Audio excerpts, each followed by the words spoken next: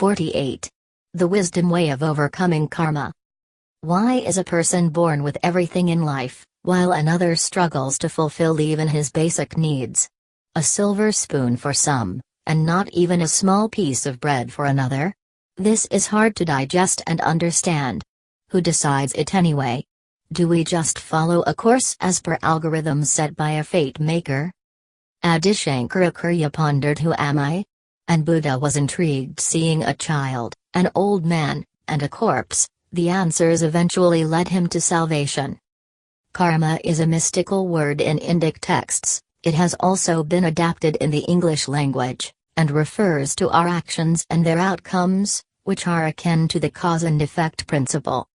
Bhishma, at the battlefield, Mahabharata, lying on a bed of arrows that pierced every inch of his body, wondered in agony as to what actions of his past had led him to this excruciating pain and humiliation. He asked Krishna, I have scanned my 72 previous lives, but could not find a single action which could have resulted in me lying here, on this bed of arrows.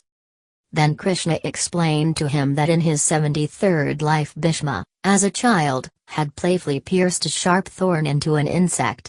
That action resulted in his current suffering. Paramahansa Yogananda said, before you act, you have freedom, but after you act, the effect of that action will follow you whether you want it to or not. That is the law of karma. You are a free agent, but when you perform a certain act, you will reap the results of that act. As a shot arrow cannot be recalled, so too your action, which automatically results in karma, good or bad, however it may be. But there are many ways and means to mitigate, lessen, or eradicate our karmas from fruition. Start thinking positively, which will help in reducing the effects of past actions, rather than accepting failure with an excuse that, it must be my karma, I can't seem to succeed in anything, and so on. Make a greater effort. Wisdom helps us to make the right choices in life so that we are not influenced by our samskaras. It also inspires us to resist our bad habits.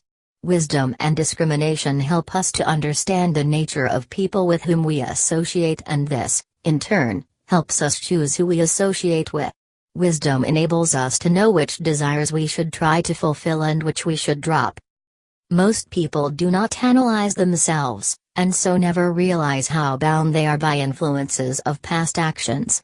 Begin to analyze yourselves more, to understand why you are as you are. You may have noticed that some children are born with certain moods and habits. They brought these tendencies from the past, for in this life they have not yet had time to form such patterns of behavior. Our lives are getting increasingly complex day by day. Unless we exercise good judgment in our everyday lives, we are likely to get into trouble. The best way to avoid difficulties is to develop the wisdom to know what benefits us and the willpower to follow what wisdom says.